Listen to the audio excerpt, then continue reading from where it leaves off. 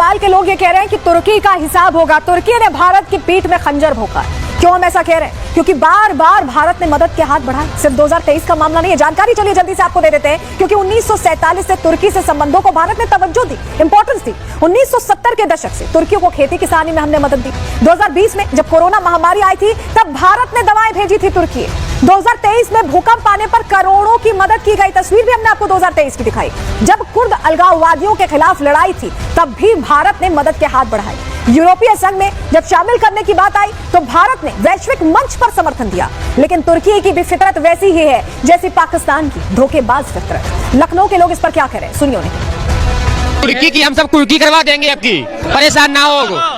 हाँ, तुर्की की कुर्की हो जाएगी आपकी तुर्की भी होश में आ जाएगा कि भारत क्या चीज है, और पाकिस्तान भी तो होश में आ चुका है। तुर्की का पूरी तरीके से बाइकाट होना चाहिए। कुछ समय पूर्व जब तुर्की में भूकंप आया था तो भारत ने खुल के मदद की थी, तुर्की की एक सामान पहुंचाया था। तुर्की एहसान फरामोश है, इसका पूरी तरीके से बाइकाट करना चाहिए।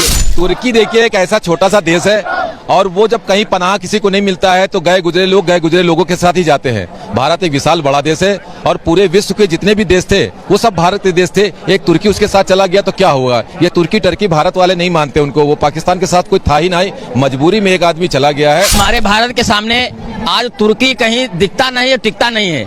ये तो ये होता है कि पाकिस्तान के साथ आज विश्व के पटल पे कोई भी ऐसा देश नहीं है जो पाकिस्तान की एक भी शर्त का बात का समर्थन करता हो। तो दुश्मनों का बहिष्कार करने की बात लखनऊ से भी हो रही है। लेकिन अभी मैंने आपको बताया था कि कैसे भारत ने समय समय पर तुर्की की मदद की, लेकिन तुर्की ने भी समय समय पर हमें धोखा दिया। इतिहास गवाह है। क्या पूरी कहानी है जान लीजिए, जानकारी आपको दे रहे हैं क्योंकि पहला मौका नहीं। कदम कदम पर भारत को धोखा देता रहा है तुर्की। शीत युद्ध के जमाने में भी तुर्की अमेरिकी खेमे में शामिल हो गया था और तुर्की ने पाकिस्तान को सैन्य मदद पहुंचानी शुरू कर दी थी।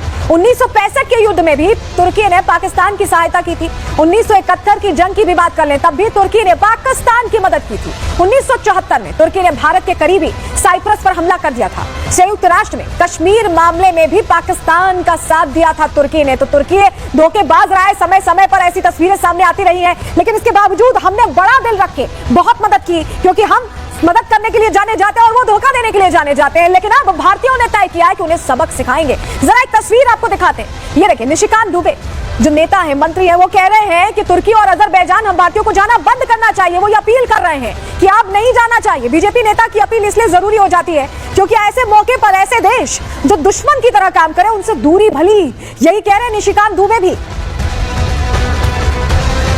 और ये जरूरी क्यों है? क्योंकि भारतीयों से इनकी जमकर कमाई होती है। जरा जानकारी जान लीजिए। तुर्की का कुछ हिस्सा यूरोप में पड़ता है, यूरोप और एशिया में आधा आधा ये तुर्की आता है। भारत से बड़ी संख्या में लोग ऐसे में यहाँ घूमने जाते हैं। साल 2024 में कुल 3.3 लाख भारतीय यहाँ गए थे। 2023 की तुलना में यह आंकड़ा 20% बढ़ा था। हर साल बढ़ोतरी हो रही है। तुर्की के अलावा अजरबैजान भी भारतीयों की पसंद बन गया है। साल 2024 में करीब 2.5 लाख भारतीय गए थे और 2023 में यह आंकड़ा करीब 1,17,302 था। तो लोगों की पसंद बन चुके इन दोनों देशों को अब लोग ही यहाँ पर बहिष्कार करने की बात कर रहे हैं और कह रहे हैं कि इन देशों में अब नहीं जाएंगे। इन्होंने हमारे भारत का मुश्किल वक्त में साथ नहीं दिया। क्या कह रहे हैं इसको लेकर महेंद्र प्रताप सिंह जो चेयरमैन है मध्य प्रदेश में, सुनिए। तुर्की और आपका अजरबैजान, इन सारे देशों ने पाकिस्तान का खुल के सपोर्ट किया, उसका हम पूरा विरोध कर रहे हैं। हम ही नहीं, पूरी इंडस्ट्री विरोध कर रही है और इसका टर्किश एयरलाइंस का बाइकाट किया गया है। और इस पे हमारे नेशनल लेवल पे भी हम लोग को सर्कुलर आए हैं कि यार आगे आने वाले जो हमारे कस्टमर है उनको हम डेस्टिनेशन का दूसरा डेस्टिनेशन बताएं, कुछ और जानकारी दें।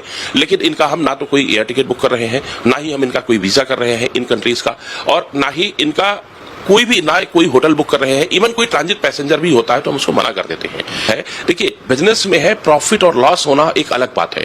हमने कोविड जैसी मार को झेल लिया तो ये तो हमारे देश की बात है और इसको हम कैसे बर्दाश्त कर जाएंगे कि साहब हम बिल्कुल पूरा का पूरा विरोध करेंगे। और हमारे ऑफिस में हमारे स्टाफ के साथ में पूरी बातचीत है, एकदम क्लियर। तो देखिए, जो दुश्मन देश है उसका साथ दिया अजरबैजान ने, तुर्की ने, और यही वजह है कि भारतीयों में गुस्सा है। क्या कह रहे हैं अब भारतीय, आप जान लीजिए। भारतीय ट्रैवल कंपनीज ने विरोध शुरू कर दिया इन देशों का। तुर्की और अजरबैजान की बुकिंग लेने से इनकी तरफ से इनकार किया गया है। ईज माई ट्रिप और ट्रेवोमिंट ने ट्रैवल पैकेज ही बंद कर दिए इन देशों के लिए और 3 दिनों में 15,000 पर्यटकों ने इनकी जो ट्रिप्स थी, इनके जो टूर थे, उसे कैंसिल कर दिया है। अनुमान के मुताबिक 30,000 पर्यटक अब टूर रद्द कर सकते हैं, अपना ट्रैवलिंग प्लान रद्द कर सकते हैं। टूर ऑपरेटर्स, एयरलाइंस पूरा रिफंड दे रही हैं, ये बड़ी बात है, पूरा रिफंड दे रही है, देश के साथ वो भी है। और 2024 में भारतीयों से इन्होंने 469 70 करोड़ रुपए कमाए थे। ये पिछले साल का डेटा है और हर साल ये डेटा बढ़ता जा रहा है, क्योंकि भारतीय सरकार अलग अलग तरीके की चीजों में बंधी है, लेकिन भारतीय नागरिक तो नहीं बंधे हैं। वो तो कह रहे हैं कि अब हम इन देशों के खिलाफ खुलकर आने वाले, अब इन देशों का हम खुलकर बहिष्कार करने वाले, और जो दुश्मन का दोस्त है